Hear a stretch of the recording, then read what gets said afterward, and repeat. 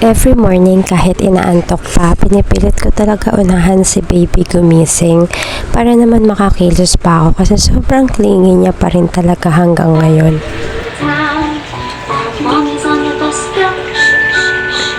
Medyo late namin pinapaliguan si baby, mga 11 to 12 noon kasi nag-morning nap pa siya pero hindi pwede lumagpas ng 12 kasi nagwawala na siya at irritable na. Yung naka-attach sa bathtub, pangalawang bili ko na yan. Yung una, hindi na siya kasya. Siguro nagamit niya lang ng 1 month.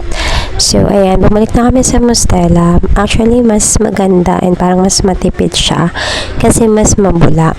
So, before gumagamit lang ako ng cotton, pero yan, bumili ako ng scrub na yan kay baby. Malambot naman siya at saka mas madali kong mapaliguan or ma-scrub si baby. Feeling ko talaga natatanggal ko yung dead skin kasi may pagka-konting rough yung pinakatela ng scrub, then parang sponge yung loob niya. Ang ganda niyan mga mami, nabili ko lang yan sa Shopee at ang mura-mura pa.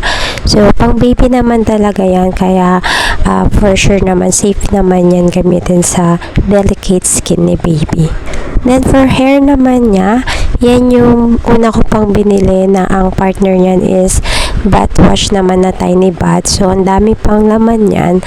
Very solid naman. Kaya lang, napansin ko, hindi na nadagdagan yung buhok ni baby. Siguro, nagmana lang din talaga siya sa akin na manipis yung hair.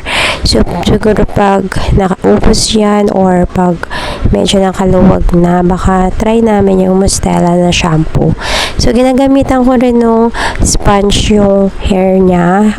Kasi mula nung ginagawa ko yan, nawala yung parang dead skin sa anit niya or parang balakubak pa yun. So, sa face niya, dahil wala na siyang cotton pad, so ginamit ko na lang yung kamay ko para i-wash din yung face niya. So, yung Mustela lang din yung ginagamit ko para sa face niya. Tandem pala kami palagi ni daddy magpaligo kay baby kasi natatakot pa kami na malagyan ng tubig yung tenga niya.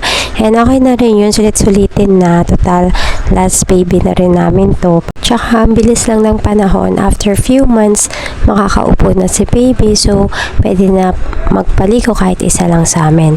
So, for skincare naman ni baby, yan yung una kong nilalagay. Yung Squalane na baby oil from Unilove. So, after nyan is yung lotion naman para sa face niya. So, from Mustela.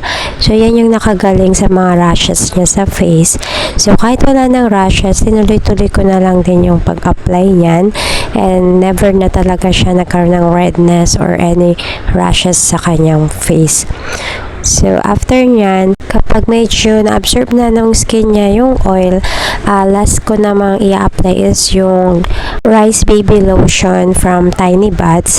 So, sabay-sabay ko yan binili actually, yung lotion, yung shampoo, and yung bath wash. So, yung bath wash yung unang naubos kasi nga madami akong maglagay. Pero nag-last naman siya for a month.